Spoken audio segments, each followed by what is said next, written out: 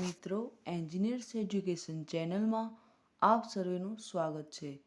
તો મિત્રો, આજે આપણે ધોરણ 8નો વિષય ગુજરાતીનું પ્રકરણ 12 ચીલ ઝડપના સ્વાધ્યાયન પોથીના પ્રશ્નોના જવાબ જોઈશું. પ્રશ્ન નંબર 1. શબ્દના અર્થની ધારણા કરો અને સાચા શબ્દને રેખાંકિત કરો. તો જો અહીંયા શબ્દો આપેલા છે: સંમતિ એટલે સહાનુભૂતિ, સ્વીકાર, સંકલ્પ કે અસહમતિ. તો સંમતિ એટલે સ્વીકાર. બીજું, નિરાશા એટલે ઉમંગ, આનંદ, હતાશા કે ઉત્સાહ. તો સાચો અર્થ છે નિરાશાનો હતાશા. 3. નિષ્ક્રિય તો ક્રિયાશીલ, ગતિશીલ, સક્રિય કે આળસુ. તો નિષ્ક્રિયનો શબ્દ અર્થ થશે આળસુ. સાહસ એટલે ભય, ડર, હિંમત કે શૌર્ય. તો સાહસ એટલે હિંમત અને શૌર્ય. પરાક્રમ એટલે પૌરુષ, શૌર્ય, બહાદુરી કે કાયરતા. તો પરાક્રમ એટલે કે બહાદુરી. આગળ જોઈશું. પ્રશ્ન નંબર 2. ઉદાહરણ મુજબના વધુ શબ્દો શોધી વાક્ય રચના કરો. ઉદાહરણ છે વનવાસી. તો વાક્ય પ્રયોગ છે કે ગોપાળ બાપા આજીવન વનવાસી રહ્યા. તે શબ્દ છે દેશવાસી. તો દરેક દેશવાસીએ પોતાના દેશની સંસ્કૃતિનું જતન કરવું જોઈએ. બીજો શબ્દ છે આશ્રમવાસી. તો ગાંધીજીના સાબરમતી આશ્રમવાસીઓ સાદું જીવન જીવતા હતા. તે આપણે શબ્દો લખીશું અને વાક્ય રચનાઓ કરતા જઈશું. ત્રીજો શબ્દ લખીએ ગ્રામવાસી. તો મોટાભાગના ગ્રામવાસીઓનો મુખ્ય વ્યવસાય ખેતી છે. 4. નગરવાસી. તો નગરવાસીઓને શહેરી જીવનમાં ઘણી સુવિધાઓ મળે છે. 5. સ્વર્ગવાસી. તો રમેશના દાદાજી 2 વર્ષ પહેલા સ્વર્ગવાસી થયા હતા. આગળ જોઈશું. પ્રશ્ન નંબર 3. નીચે આપેલા આમંત્રણ કાર્ડને આધારે પ્રશ્નો બનાવો. તો જુઓ, પ્રગતિ વિદ્યાલય અમદાવાદનું આ આમંત્રણ કાર્ડ છે. વાર્ષિક વિજ્ઞાન મેળો 2025નું એન્યુઅલ સાયન્સ ફેર 2025. લખ્યું છે કે અમને તમને જણાવતા ખૂબ જ આનંદ થાય છે કે દર વર્ષની જેમ આ વર્ષે પણ અમારી શાળા દ્વારા ધોરણ 8ના વિદ્યાર્થીઓ માટે વાર્ષિક વિજ્ઞાન મેળા 2025નું આયોજન કરવામાં આવ્યું છે. આ મેળામાં અમારા પ્રતિભાશાળી વિદ્યાર્થીઓ દ્વારા તૈયાર કરવામાં આવેલા વિવિધ પ્રોજેક્ટ્સ અને મોડેલ્સ પ્રદર્શિત કરવામાં આવશે. કાર્યક્રમની વિગત છે.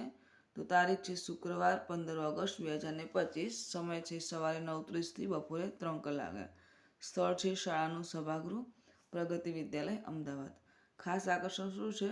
તો આ વર્ષના વિજ્ઞાન મેળાનું મુખ્ય આકર્ષણ પર્યાવરણની સુરક્ષા વિષય પરનું એક ખાસ પ્રદર્શન છે.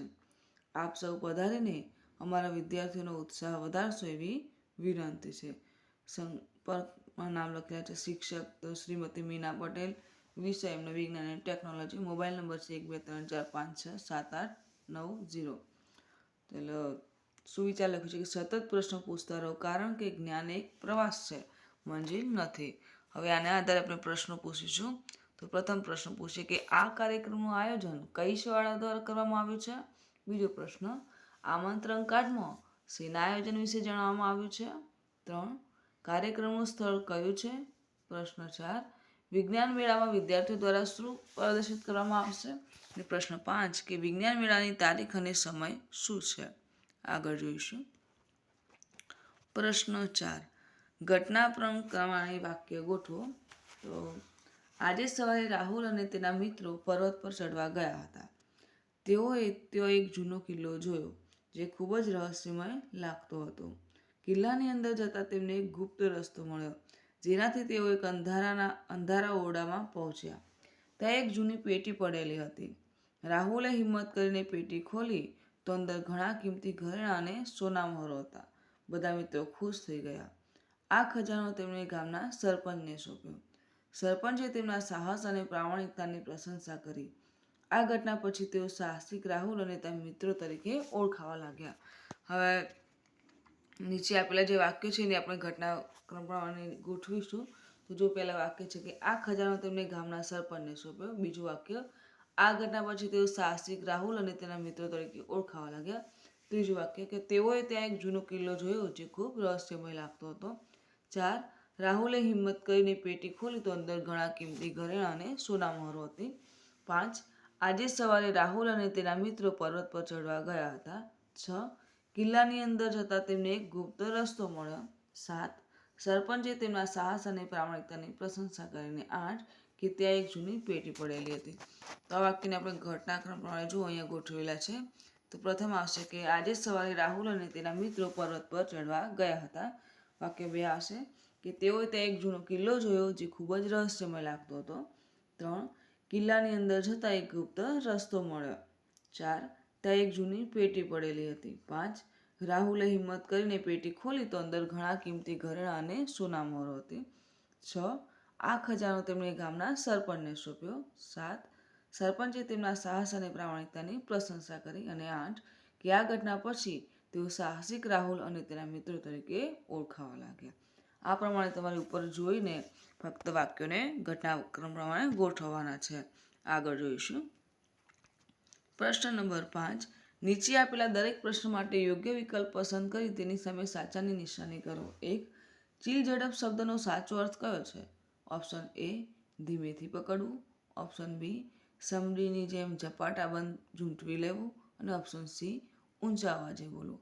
તો સાચો વિકલ્પ છે ઓપ્શન બી સમડીની જેમ ઝપાટાબંધ ઝૂંટવી લેવો.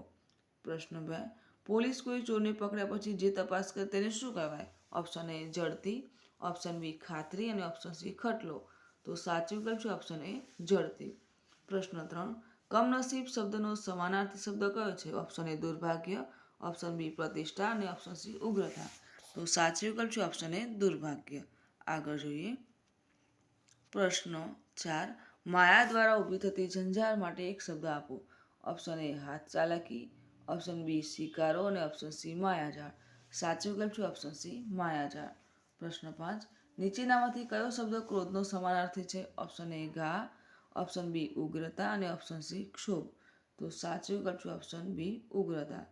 પ્રશ્ન 6. જે વ્યક્તિ રસ્તો બતાવે કે માર્ગદર્શન આપે તેને શું કહેવાય? ઓપ્શન એ ઉસ્તાદ, ઓપ્શન બી ગાઈડ અને ઓપ્શન સી ચિત્કાર. સાચો વિકલ્પ છે ઓપ્શન બી ગાઈડ. પ્રશ્ન 7. ચિત્કાર એટલે શું? ઓપ્શન એ હળવો અવાજ, ઓપ્શન બી ધીમી વાત, ઓપ્શન સી ચીસ. તો સાચો વિકલ્પ છે ઓપ્શન એ હળવો અવાજ. આગળ જોઈશું. પ્રશ્ન 8. વગર કારણે માટે એક શબ્દ કયો છે? ઓપ્શન એ નાહક, ઓપ્શન બી હરામનું અને ઓપ્શન સી અજાયબ. તો સાચો વિકલ્પ છે ઓપ્શન એ નાહક. પ્રશ્ન 9. ચોરી જવું માટેનો સાચો શબ્દ કયો છે? ઓપ્શન એ વારવું, ઓપ્શન બી તફડાવવું અને ઓપ્શન સી ઘા. તો સાચો વિકલ્પ છે ઓપ્શન બી તફડાવવું.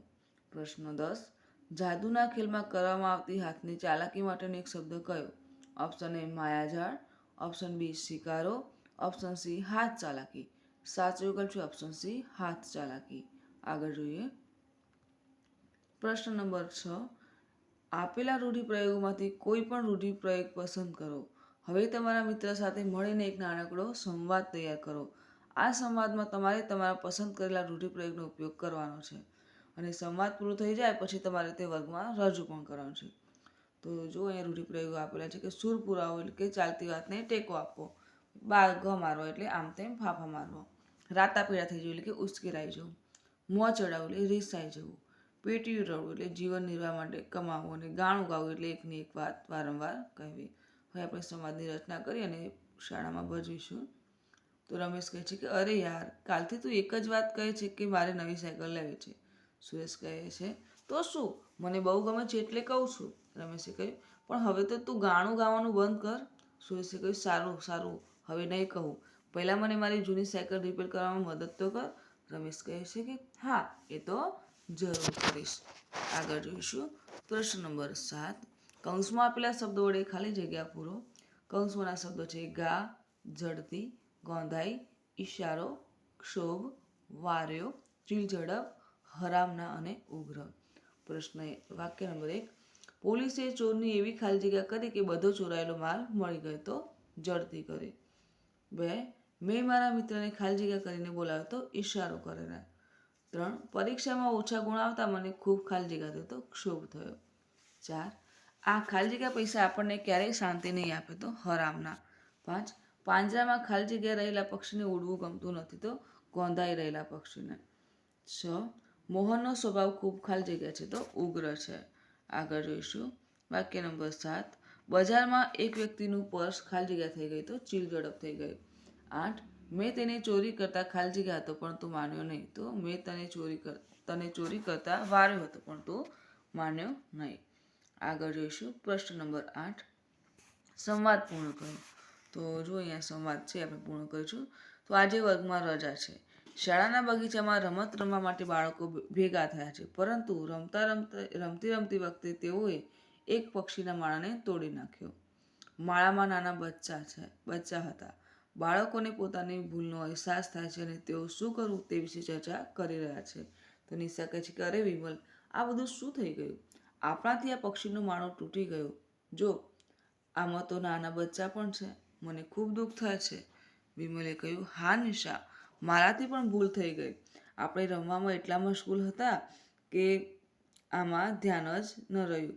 હવે આ બચ્ચાનું શું થશે? તેની માતા તેમને કેવી રીતે શોધી શકશે? તો નિશા શું કહે છે કે હા, હવે આપણે આપણી ભૂલ સુધારવાનો પ્રયત્ન કરવો પડશે. ચાલ, પહેલાં તો આ બચ્ચાને સુરક્ષિત જગ્યાએ રાખીએ, પછી કોઈ શિક્ષકને બોલાવીને તેમની મદદ લઈએ. વિમલે કહ્યું, હા, ખરું છે. શિક્ષક આપણને યોગ્ય રીતે માર્ગદર્શન આપશે. નિશા શું કહે છે? અને હવેથી આપણે બગીચામાં રમતી વખતે વધુ સાવધાની રાખીશું, જેથી ફરી કોઈ પક્ષી અથવા પ્રાણીને નુકસાન ન થાય. આગળ જોઈશું પ્રશ્ન નંબર 9. નીચે આપેલા વાક્યોમાંથી વર્ણાનુપ્રાસ અને ઉપમા અલંકાર શોધીને તેની સામે યોગ્ય અલંકારનું નામ લખો. 1. દમયંતીનું મુખ ચંદ્ર જેવું છે. તો આ ઉપમા અલંકાર છે. 2. મીઠા મધુને મીઠા મેહુલ લાગેલું. તો અહીંયા જો મનો ઉપયોગ વારંવાર થયેલો કયો? વર્ણાનુપ્રાસ અલંકાર. 3. મને એક જાણે એક મધમાખી. તો મને એટલે માણસની સાની ઉપમા આપી છે? મધમાખી, એટલે કે આ ઉપમા અલંકાર થયો. 4. સુંદર સરોવરનો સાર સૂરજ સેવે છે. તો આ પણ વર્ણાનુપ્રાસ અલંકાર. 5. આ સ્ત્રીનો ચહેરો કમળ જેવો કોમળ છે. તો આ પણ ઉપમા અલંકાર. 6. કાળા કરમનો કાળો કાગળ. તો વર્ણાનુપ્રાસ. 7. ભમતા ભમતા ભૂખ લાગી. તો આ પણ વર્ણાનુપ્રાસ અલંકાર. 8. દાદીમાની આંખો આકાશ જેવી વિશાળ હતી. તો આ ઉપમા અલંકાર. 9. વસંતનું વાતાવરણ વહાલું લાગે છે. તો વર્ણાનુપ્રાસ અલંકાર. 10. કમળાનું હૈયું ફૂલ જેવું કોમળ હતું. તો ઉપમા અલંકાર. આગળ જોઈએ પ્રશ્ન નંબર 10. અહીં વાર્તાની શરૂઆત આપેલી છે. તમારે તમારી કલ્પના શક્તિનો ઉપયોગ કરીને વાર્તાને નવીન રીતે આગળ વધારવાની છે અને તેનો આશ્ચર્ય પમાડે એવો અંત લાવવાનો છે. તો વાર્તાની શરૂઆત કરીએ કે એક નાનકડા ગામમાં એક ગરીબ ખેડૂત રહેતો હતો. તેનું નામ રામજી હતું.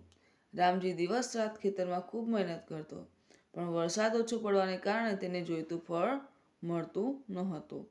એક રાત્રે તે ખૂબ નિરાશ થઈને સૂતો હતો. તેવામાં તેને એક સપનું આવ્યું, જેમાં એક વૃદ્ધ પુરુષે તેને એક જાદુઈ બીજ આપ્યું અને કહ્યું કે આ બીજને ખેતરમાં વાવજે અને તારી બધી મુશ્કેલીઓ દૂર થઈ જશે. હવે આપણે વાર્તા આગળ વધારીએ તો રામજીએ સ્વપ્નમાં મળેલા એ બીજને પોતાના ખેતરમાં વાવી દીધા. તે તો જાણે કંઈ અમૂલ્ય વસ્તુ ઉછેરી રહ્યો હોય તેમ છોડની સંભાળ રાખતો. થોડા મહિનામાં તેનું ખેતર લીલાછમ પાકથી ભરાઈ ગયું. રામજીએ કાપણી કરી દાણા તૈયાર કર્યા અને તેને બજારમાં વેચ્યા તો તેને ખૂબ સારી આવક થઈ. આ પરથી રામજીને સમજાયું કે મહેનત અને ધીરજથી કરેલું કામ હંમેશા સફળતા આપે છે. આગળ જોઈએ તો મિત્રો, અહીં આપણો વિડીયો પૂર્ણ થયો. તો જો આપને મારો આ વિડીયો ગમ્યો હોય તો વિડીયોને લાઈક કરો, શેર કરો અને મારી ચેનલ એન્જિનિયર્સ એજ્યુકેશનમાં જો આપ નવા હોય અને હજુ સુધી મારી ચેનલને સબસ્ક્રાઈબ ના કરી હોય તો મારી ચેનલ એન્જિનિયર્સ એજ્યુકેશનને સબસ્ક્રાઈબ કરો અને જોતા રહો આવનાર નવા વિડીયો. મારો વિડીયો સંપૂર્ણ જોવા બદલ આપ સર્વેનો આભાર.